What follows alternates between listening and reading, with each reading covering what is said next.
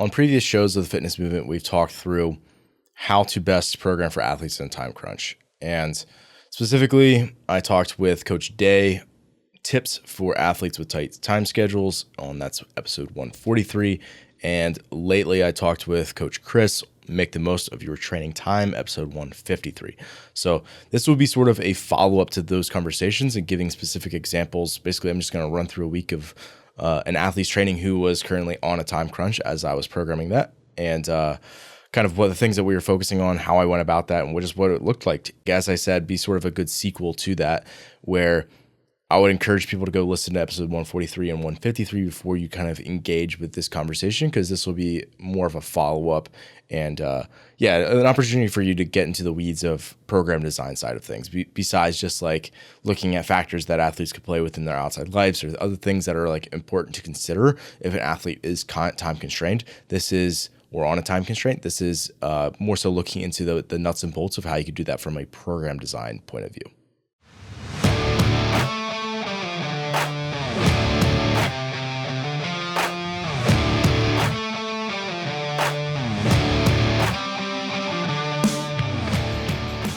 The Fitness Movement is brought to you by Zor Fitness. We offer coaching and individualized program design, as well as educational content for coaches and athletes.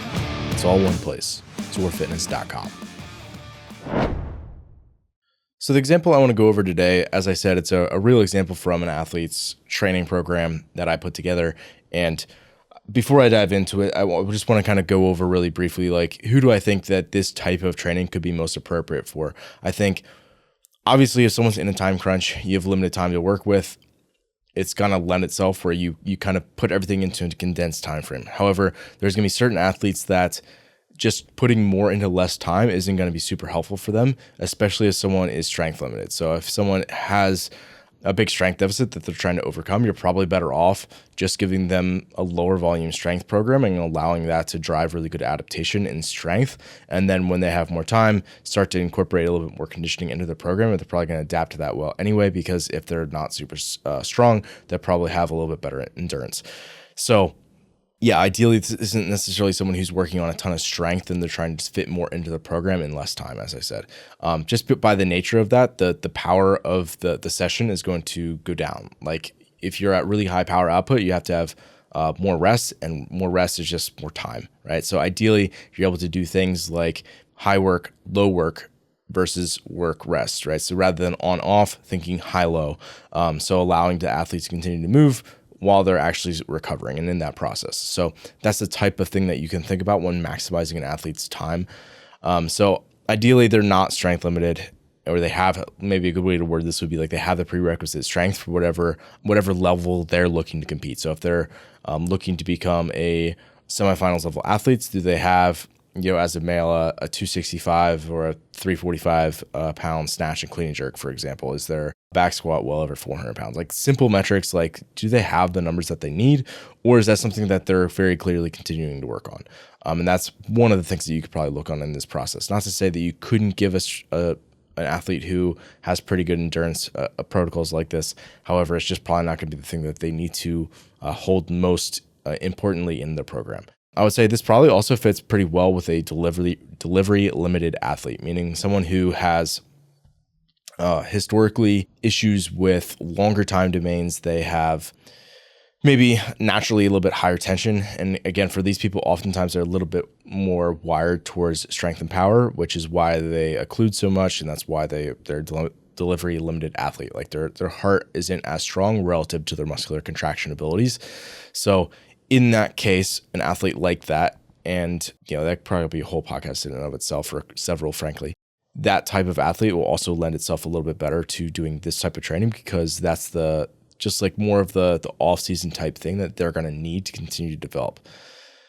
And finally, I would say, like, if you haven't figured this out yet, based on what I'm saying, like, I'm talking about competitive CrossFit athletes. So certainly we could fall other athletes into this, but the example I'm going to be giving was a competitive CrossFit athlete. So that's where I'm gearing this conversation towards. I should have probably said that up front.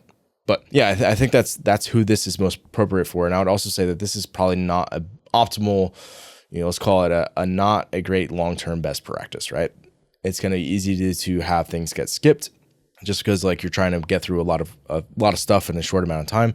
And because of that, you're also just not gonna be able to go max effort. So if you're in a pre-competition phase, that just doesn't really make sense. It doesn't like lend itself well to that. So that's another one of those things that I would say this is probably most useful for somebody who is like delivery limited in off-season phase, because that's just gonna allow them to get a lot of quality focused work in at a little bit lower of a true like max effort, right? So more like going to be 70 to 85%, let's call it, repeatable efforts that are going to be able to go across the kind of the duration of the session. And certainly you could maybe end with like a higher effort piece or something, but just realize they're going to have a lot of pre-fatigue just kind of from the front end of that session that's going to be built in because of that.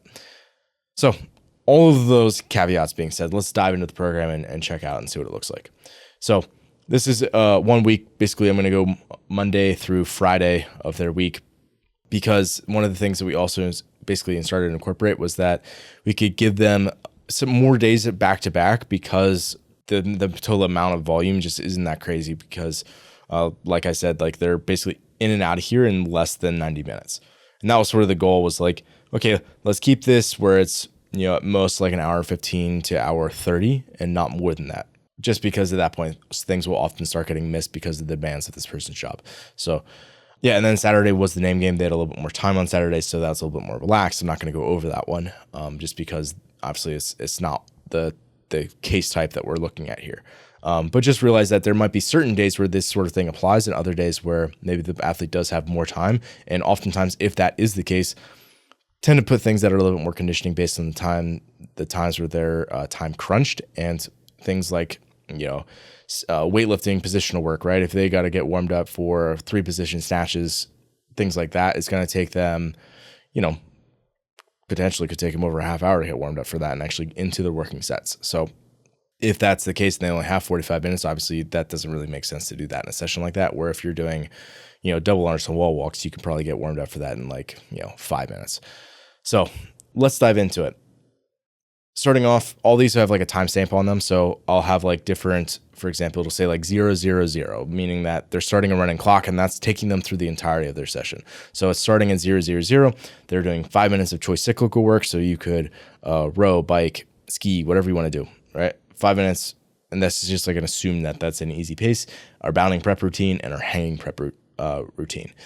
And that will probably take them in the neighborhood of, probably more than 10 minutes, but no more than like 12 or 13 minutes, because at the 15-minute mark, that's our next timestamp, they go into 6 rounds that's quality focused of 5 toaster rings and 1 minute of crossover double under practice. So this is sort of like additional prep work incorporated as well into the skill work. So it's more so about the double under practice.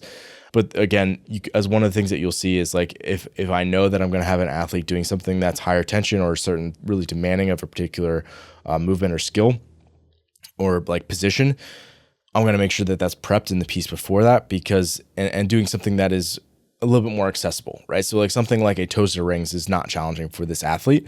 However, doing a weighted strict pull up, if they hadn't done any hanging prior to that, and they just did maybe a little bit of hanging prep and they just went right into the weighted pull-ups, they could very easily just not be like quite primed for that and like ready for it, and have the joints are going to feel great like going into that, jumping into it. So it's a little bit of an opportunity to continue to warm up the shoulder girdle, get the rotator cuff firing, like all the stuff that needs to happen in order for an athlete to actually feel good when they go to do a weighted strict pull-up in the second part, which is actually like the thing that matters. So the 5 toaster ring, again, is basically sort of additional prep. And it's, as I said, for someone who is maybe delivery limited, or they just need more practice in certain skills, or just more total volume to continue to build their base as an athlete, that's the sort of thing that's very helpful and lends itself well. So basically the 6 rounds of 5 toaster ring, 1 minute crossover double under practice is more so focused on the skill work and prep work for the next part, which starts at the 25-minute mark, every 2 minutes for 5 sets, 2 weighted strict pull-ups, and they're basically starting at something that's very doable and building to a tough double for the day.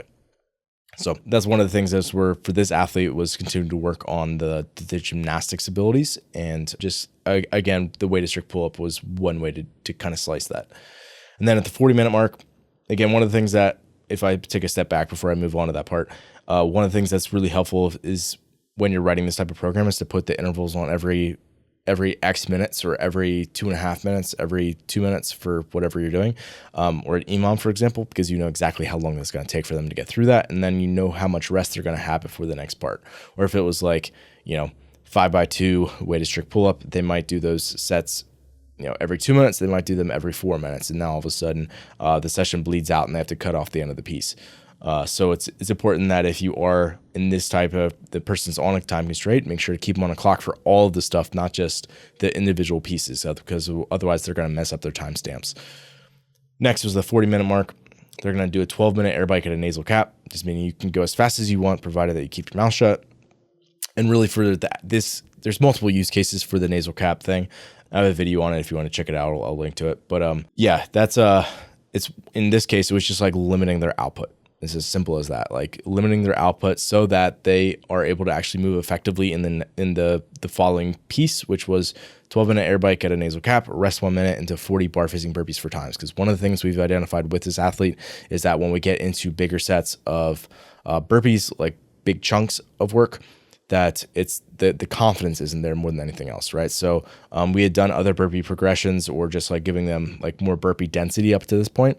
Or maybe not even density, like more so just like volume, and it's just giving more exposures of the movement, building up tolerance to be able to continue to move in the way that we want them to move for burpees, to perform at the level that we want them to perform. And then finally, now it's like getting to the point where, okay, let's do larger chunks of work at a time and make sure that the technique holds up. So pre-fatiguing that with just like general leg fatigue and cardiac fatigue, just getting the breathing and whole systemic work rate up with the air bike, resting 1 minute just to basically give them a transition time and to catch their breath real quick, and then into 40 bar facing burpees for time. So that's why I didn't want the air bike going crazy. If it was like a 12-minute AMRAP air bike, you probably aren't going to be able to burpee because your legs are going to be so blown up from that. So keeping their mouth shut is one way to make sure that they're staying a little bit more aerobic.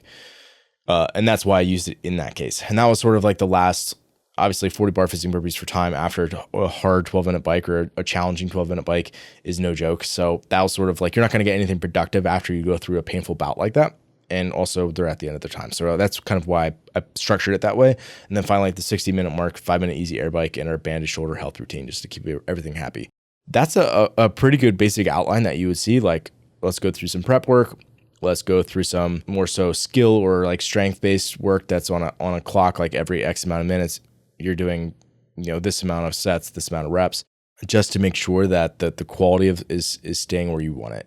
And then that you can also dictate the work rest that way really well, where you want a small amount of work relative to the amount of rest for strength work, and then you'll flip it around for the conditioning piece, like you say I did there.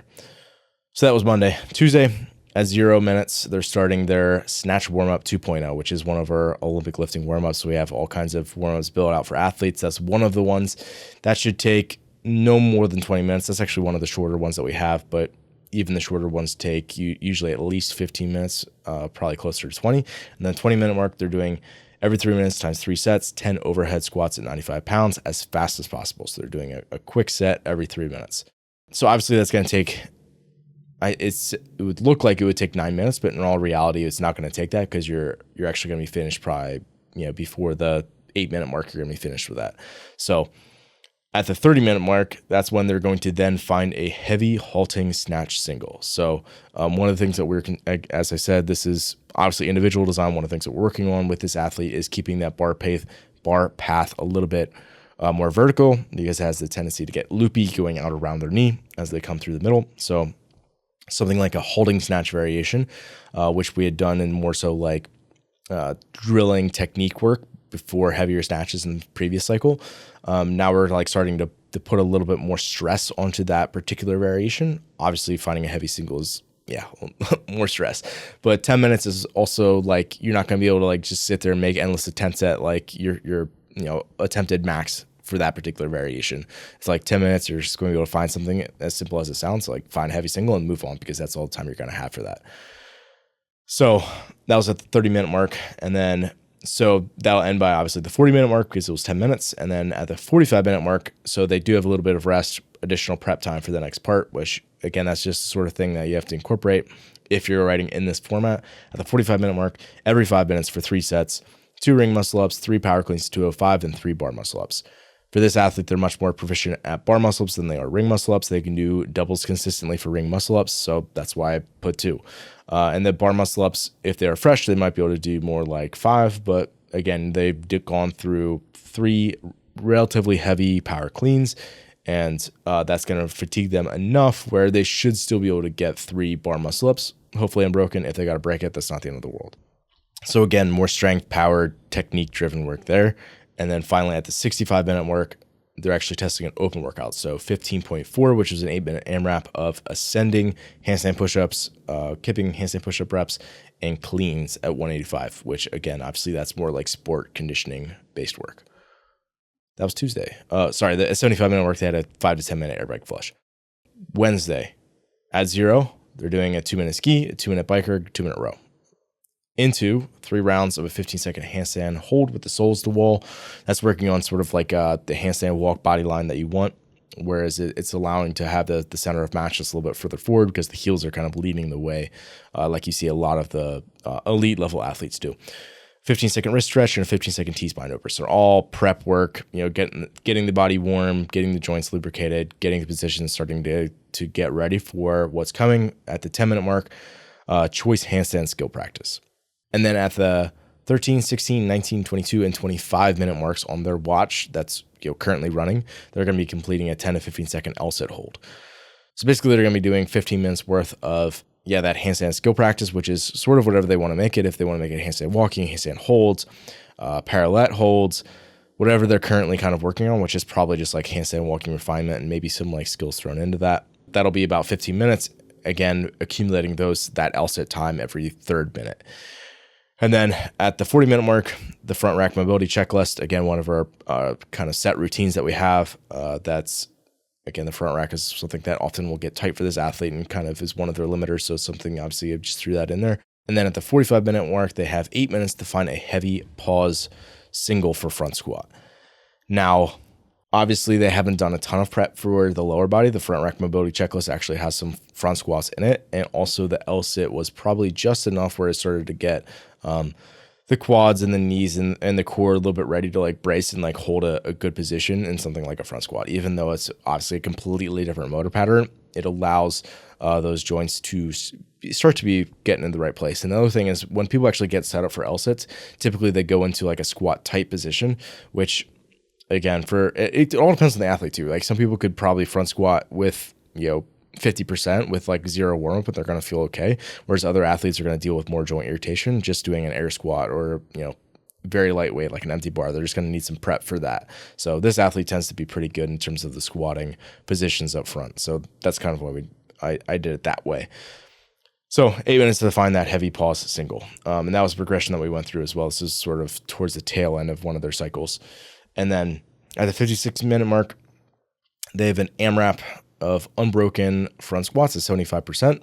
And then in the remaining time of their window here before the 65-minute mark, they're prepping for their EMOM. And then finally, they have cycle speed EMOMs, which is like sort of their, sport-specific work. It'll end up being a little bit conditioning for sure, but it's just as it sounds. Like I want this to be focused on the speed that they're going through the reps. So trying to execute the work as quickly as you can. And I made a note for the EMOM. It's a 60-minute EMOM of 4 different movements. So they're getting through essentially 4 rounds of this EMOM. And it was alternating pistols, box jump overs, wall walks into wall facing handstand push-ups, and dumbbell snatches. Round 1 was an 8 out of 10 effort for speed. Then it was 9 out of 10, and then rounds 3 and 4 were as fast as possible. So trying to really drive as much tension and move as quickly as you possibly can through those movements. So keeping the reps nice and short where they get a nice long break, but a little bit of fatigue where it kind of challenges their ability to still move quickly in that movements. Moving on, Thursday at 0, move through nasal, easy, 3-minute ski, 3-minute bike, 3-minute row into overhead and front rack mobility. Then prep, toe to bar, and hang, clean, and jerk. At the 15-minute mark, they got an AMRAP for 10 minutes at 60% effort. So here's what they're actually prepping for.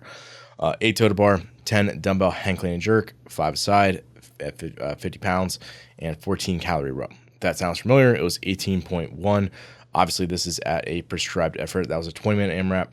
So basically they're going to do 10 minutes easy of that 18.1 into at the 27-minute mark. So just, I want to say it was like 2 minutes of rest or something like that. So 15 to 25, 27. Yeah, 2 minutes of rest into a 10-minute AMRAP at 90% effort of the exact same thing. 8 total bar, 10 hang clean and jerk, 5 and 5, 50 pounds, and 14 calorie row. So basically 10 minutes easy of 18.1 into 10 minutes hard of 18.1, and then a flush after that. So that was really the extent of what they had on this day. Basically conditioning work, pretty low tension stuff, just some hanging gymnastics really. That's going to be the main toll on the skeletal system at least. Move through, again, nasal, easy, same thing, 3 minutes ski, 3-minute row, 3-minute bike. That was Thursday. Friday, jerk warm-up 1.0 at the 0-minute mark. At the 20-minute mark, bar pullover practice, and they have that for 10 minutes. And then at the 30-minute mark, they're building to their jerk opener, which they have a overhead medley coming up, which is sort of like a fun, different, challenging tester of, as it sounds, like a bunch of overhead movements. So at the 40-minute mark, this is what that overhead medley was from 0 to 3 minutes on the clock. So from 0 to 43, they're finding a max unbroken handstand hold and a 4-foot by 4-foot box, sort of like we've seen out of stage 1 of the COVID games. Dave did that. They have had teams of the CrossFit Games do a handstand hold like this, and I believe as well age group athletes have done it. So we haven't seen it at like a mass, quarterfinals level or anything like that. However, it also wouldn't be unexpected to see something along those lines. From 3 to 6 minutes on that clock. So from 0 to 3 is the handstand hold. From 3 to 6 is a max unbroken kipping handstand push-up set.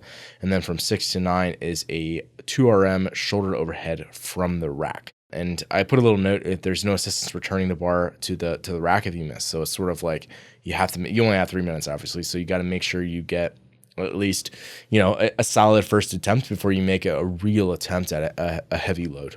So obviously there's a bit of pressure on that final one and some fatigue as well, considering, less so from the handstand hold unless someone's really proficient at that and they're holding for a long time, more so from the kipping handstand push-ups. Obviously that's a lot of tricep to then go into the shoulder overhead. Shoulders and triceps are just going to be fatigued. So it's also a matter of predicting what your capacity is going to be in something like a strength movement like that when you're tired. So it's just kind of a fun little tester on that day, and obviously getting a bunch of overhead work in. And finally at the 55-minute work, because yes, that's pressing ability, but it wasn't really like systemic conditioning based. At the 55-minute mark, we had a 4-time workout. It was 5 hang squat cleans, 5 A jumps to 12 inches, and then 5-10, 5-15, 5-20, 5 and 25 respectively of a hang squat clean and an A jump. I like a hang squat clean for the reason of if I want people to kind of be forced to hang on to the bar more than they want to. Whereas if a squat clean, obviously most athletes are just going to do singles in a setting like that. Whereas if it's a hang squat clean, all of a sudden people are kind of forced to hang on to the bar, even if they don't necessarily want to, just because they get punished because they have to do a deadlift every single rep to get up to the hip, standing up all the way, and then go into the next rep. So you're kind of forced to hang onto the bar. So it just makes it a little bit more challenging. And then after that workout, they then go into a 5 to 10 minute air bike flush and our foam roller routine, which takes 6 to 7 minutes. And that was it for the time crunched programming, like on the timestamps, because Saturday was the name game. And then we had .com was the name of the workout because it was a .com workout. 3 rounds of 5 L pull-ups, 15 push-ups, 5 L pull-ups, 15 push-ups, and a 750-meter row. And as well as we had some snatch strength work and some other stuff before that. So overall, pretty good week, a lot of productive training and not a lot of time, which is sort of the name of the game for this athlete during this phase of their training. So that's one way to do it. That's the way I've done it before for athletes and had some good success with it. And you can get quite a bit done in the amount of time that they have. And athletes know exactly how long it's going to take. And they have to stay really focused throughout their session, all which I think are good benefits of this type of training.